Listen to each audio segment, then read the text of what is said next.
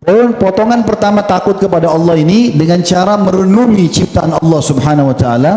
Kalau memang dia pencipta satu-satunya, dan juga kita tahu ada syaitan yang menggoda manusia dan kita tidak boleh takut sama mereka. Jangan turuti syaitan. Kita punya pendamping namanya diistilahkan dengan korin, pendamping. Itu suka bisikin yang tidak benar. Pokoknya bisikan menyimpang ke jalan Allah, syaitan. Bisikan yang baik dari malaikat. Kata Nabi SAW, Allah mengaruniai kita korin, ya, dari syaitan. Ada juga malaikat hafadhah, penjaga. Kalau kita dengar azan, ada bisikan dalam benak kita, solat, itu dari malaikat. Ada orang miskin, bantu, itu malaikat. Kalau ada yang mengatakan, udahlah tidur, masih panjang malamnya, kan? Oh, nggak usah bantu, itu orang masih mampu, syaitan.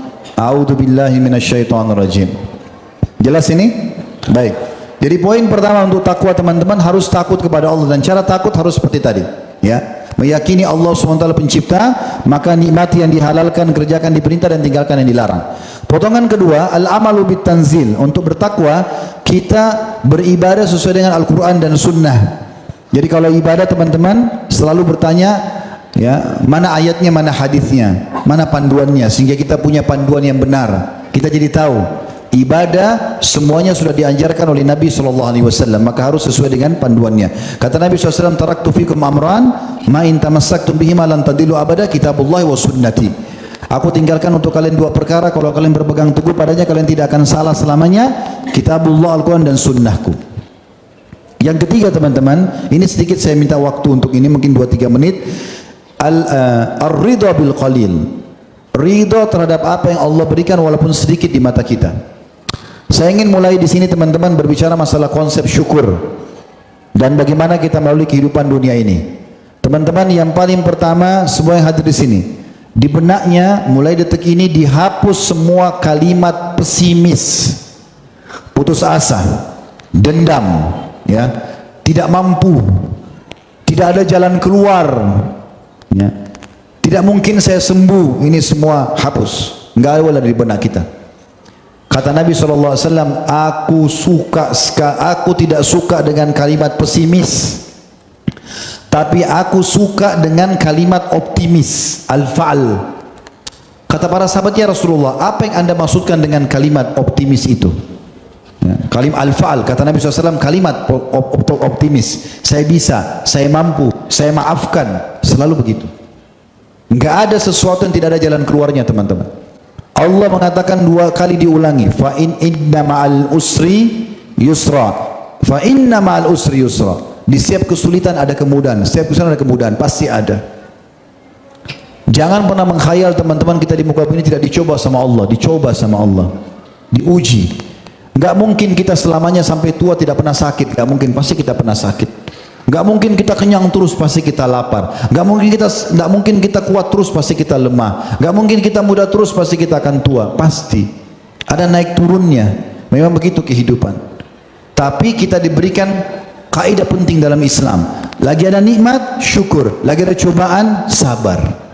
Itu kaidahnya. Kata Nabi SAW, mengagumkan perkaranya orang beriman. Kalau mereka diberikan nikmat, mereka bersyukur. Kalau mereka diberikan cobaan, mereka bersabar. Dan tidak dirasakan kecuali orang-orang beriman. Dan sabar sini teman-teman perlu digarisbawahi. Sabar dalam cobaan yang sedang ada adalah kita ikhtiar. Terima itu keputusan Allah, lalu kita ikhtiar. Begini contohnya. Kita bangun tidur, flu. Tadi malam kita mau tidur rasa panas. AC-nya kita kecilin nih.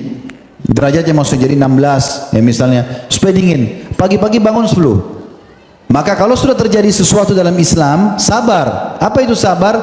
Terima keputusan Allah, lalu ikhtiar cari jalan keluar. Seperti misalnya, oh Allah lagi uji saya flu, ya udah ikhtiar, setelah itu minum obat, konsultasi dokter, itu namanya sabar. Jadi sabar itu bukan elus dada duduk manis ya. Kita kan biasa gitu, sabar ya disuruh duduk. Enggak, keliru ini. Sabar itu ikhtiar. Nabi SAW sakit, tapi beliau berobat. Kata beliau apa? Ya, Allah tidak turunkan penyakit kecuali Allah turunkan obat bersamanya. Maka berobatlah wahai hamba-hamba Allah. Suruh ikhtiar.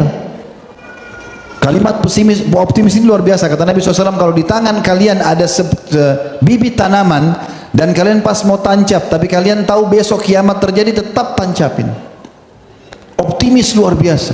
Islam menjadikan kegagalan teman-teman sebagai batu loncatan untuk maju. Kita kalau tidak pernah gagal, kapan kita maju? Tidak pernah. Jangan mengkhayal buka usaha. Saya buka restoran 8 tahun sekarang, Masya Allah. Suka dukanya ada.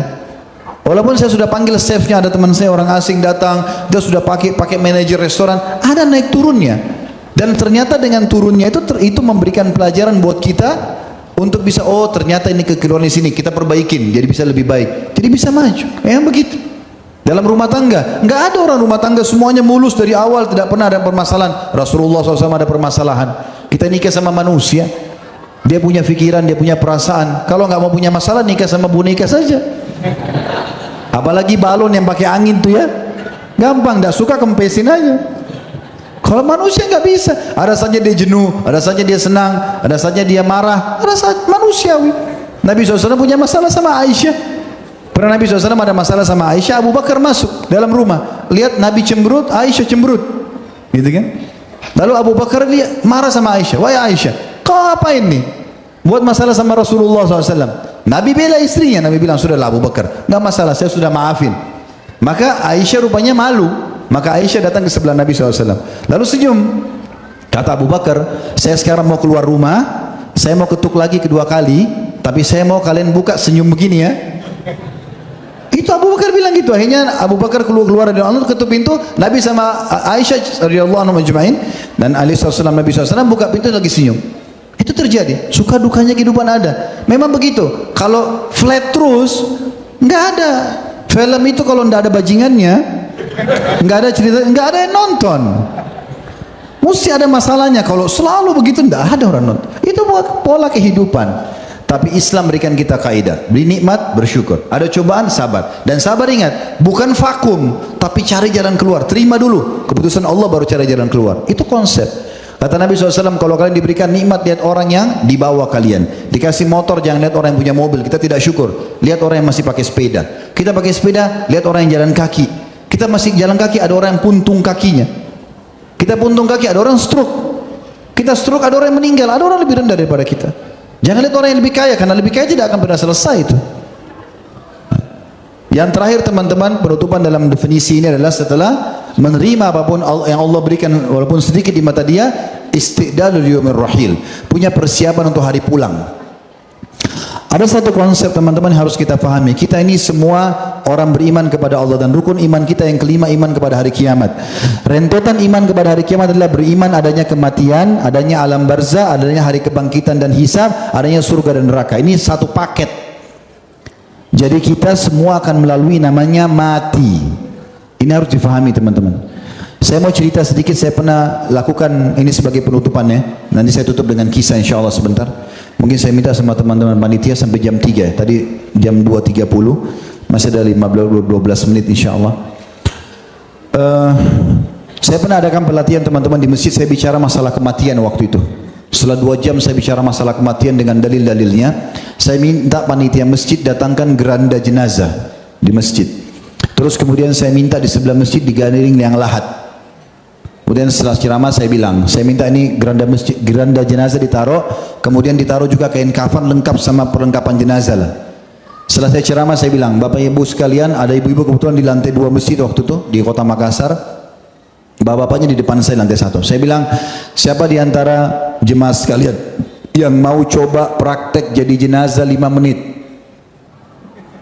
Ada bapak-bapak yang berdiri, kebetulan dia tukang batu orang ini. Angkat dia buruh. Saya Ustaz, baik. Silakan Pak ya. Nanti naik ke atas meja ini. Nanti panitia akan bungkus Bapak dengan kain kafan, tapi tutup matanya, ya, tutup matanya.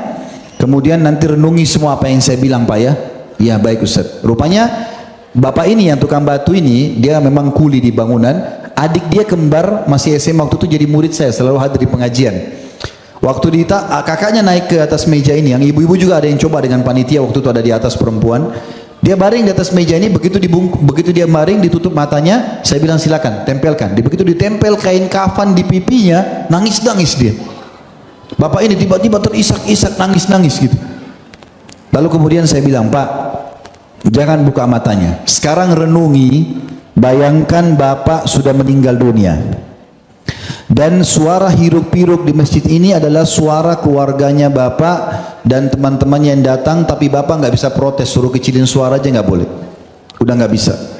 Dan sekarang Bapak perenungi, semua kesempatan ibadah yang Bapak bisa lakukan selama hidup, ke Bapak sia-siakan. Bisa sholat sunnah, bisa sholat duha, bisa sedekah, ada orang tua bisa bakti, yang Bapak sia-siakan. Bayangkan semua itu, dan Bapak butuh pahala-pahala itu.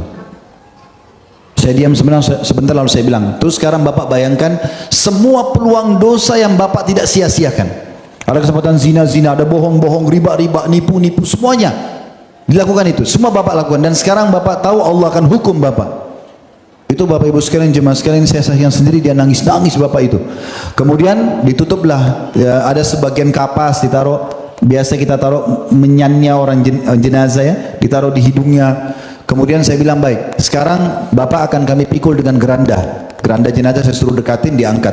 Lalu saya bawa, saya akan bawa sama Bapak ini sama teman-teman jemaah masjid untuk ke liang lahat sebelah masjid. Itu sementara jalan saya bilang, Pak, renungi baik-baik, resapi badannya Bapak kesentuh dengan geranda ini. Dan ini titik terakhir Anda bersama kami. Turun di liang lahat, saya turun sendiri jemaah sekalian, saya buatin gumpalan tanah, karena begitu sunnahnya. Kemudian ditaruh sebagai bantal di bagian kepalanya, ditutup juga lubangnya nanti. Maka diturunkan dia, saya turunkan ke beberapa jemaah, saya bilang, Bapak jangan buka matanya. Setelah turun, ditaruh, lalu kami tutup dengan kain, kami keluar semua tutup dengan kain. Lalu saya bilang, Pak sekarang buka matanya. Ini rumah Bapak sekarang, 1 kali 2 meter. Semewah apapun rumah Bapak, semewah apapun mobilnya, kembali ke sini. Sebentar lagi malaikat akan datang menanyakan Bapak pertanyaan, maka siap-siap untuk itu. Setelah beberapa saat, ini kurang lebih teman-teman prakteknya kurang dari 3 menit, kurang dari 5 menit, 3 sampai 4 menit saja. Kemudian dibuka kain tersebut, lalu saya suruh keluar. Sekarang keluar Pak. Begitu dia keluar, Bapak itu sempoyongan, gak bisa jalan, sempoyongan. Saya pegang masuk dalam masjid. Lalu saya kasih mic, Pak, tolong ceritain ke jamaah pengalaman jadi jenazah 5 menit. Itu dia pegang mic, gemetar. Ustaz, saya tobat Ustaz, saya banyak dosa, orang tua saya nggak bakti, saya nggak sholat. Ini dia cerita keburukannya teman-teman sekalian, seperti di masjid ini nggak ada orang. Dia terbawa dengan arus tadi 5 menit jadi jenazah itu. Dia betul-betul ketakutan sekali. Waktu itu sudah selesai, lalu saya minta jemaah kedua, jemaah ada 5-6 orang mungkin yang coba pada saat itu. Udah selesai mereka coba, lalu saya tutup acara, saya mengatakan, Bapak Ibu sekalian, ini praktek. Tapi yakinlah, satu waktu kita akan dibungkus kain kafan dan tidak akan kembali lagi. Oleh karena itu beramal dan beramal. Hasan Basri rahimahullah pernah teman-teman sekalian mengantar jenazah, lalu dia berzikir. Dia berzikir sendiri. Rupanya ada anak muda di sebelahnya, muridnya dia mengatakan, wahai imam, imam itu kalau kita sekarang kiai, kenapa anda berzikir? Dia bilang, diamlah anak muda, berzikirlah, karena yang sedang kita antar sudah nggak bisa berzikir lagi.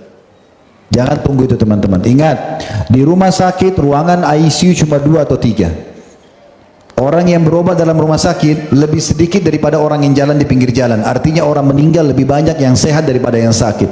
Jangan menghayal nanti sudah tua, sudah masuk rumah sakit baru meninggal. Tidak teman-teman. Banyak orang keluar di pinggir jalan, dia nggak salah apa-apa, ditabrak orang mati. Kalau ajalnya sudah datang, selesai.